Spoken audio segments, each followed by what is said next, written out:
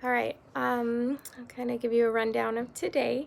Um, our first appointment was with the oncologist, and we actually saw the nurse practitioner, and she was amazing, very knowledgeable. She took a comprehensive health history and um, list of symptoms, and did everything that way first.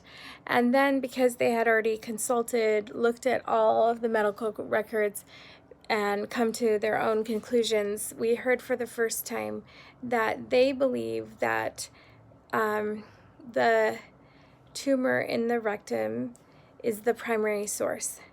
The strange thing about this is, true to form, it's a rarity, the rarest of melanomas. So it is actually it's in melanoma, but it's composed completely different.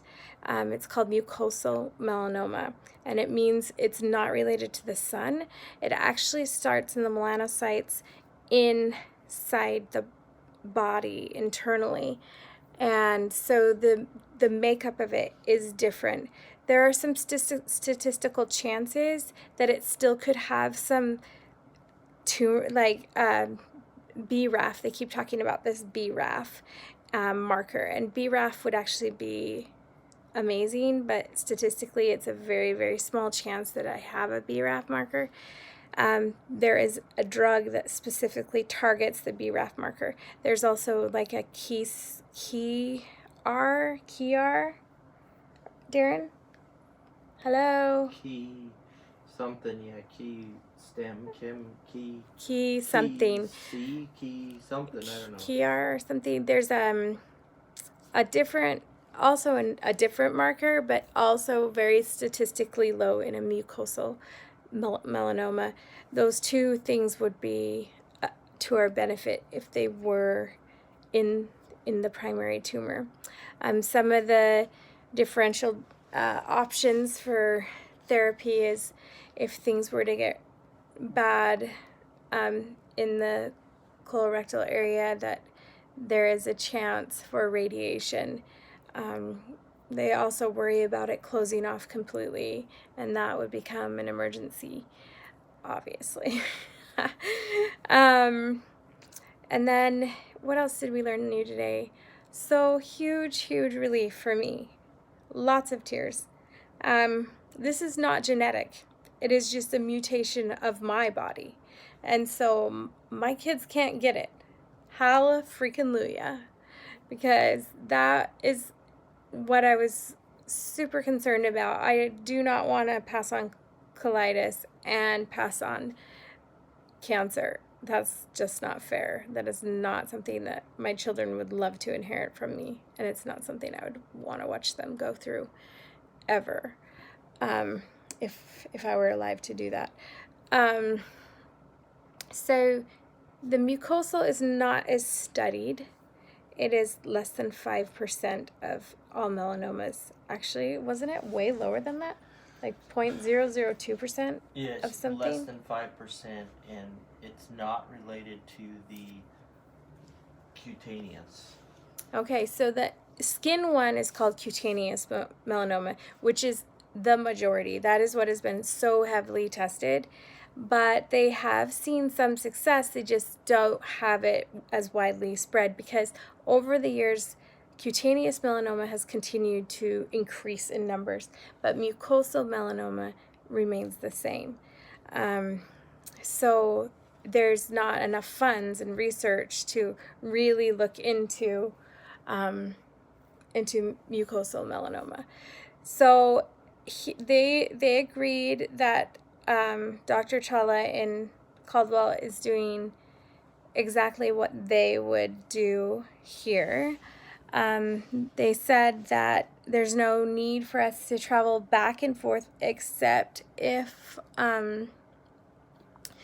we are to come to the end of our 12-week and it doesn't work.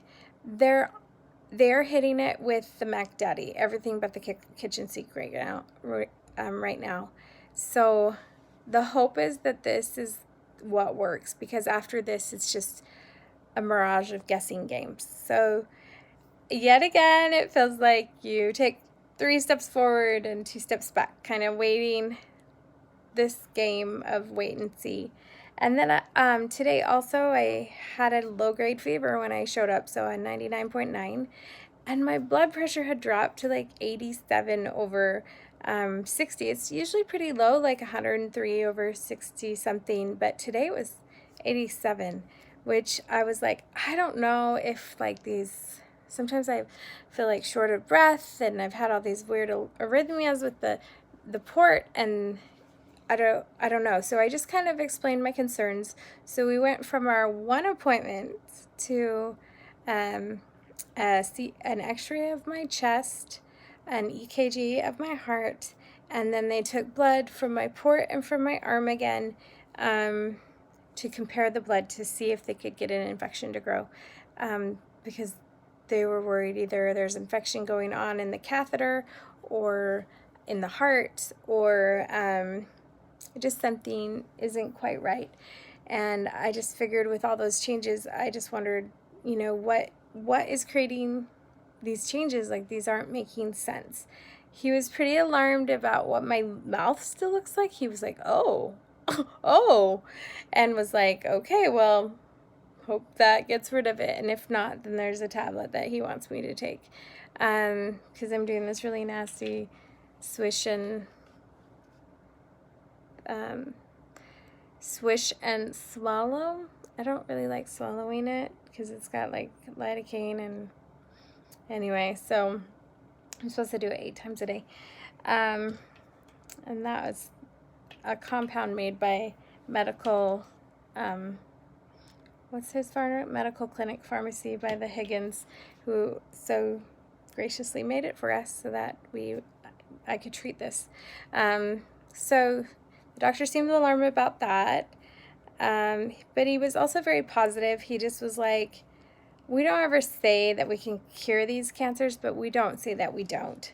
So he just kind of like, yes, statistics are low, it's unstudied, it's a rare form of melanoma. It is not the same as a melanoma on the skin, but there is a chance. So you're saying there's a chance. So we're going to take it.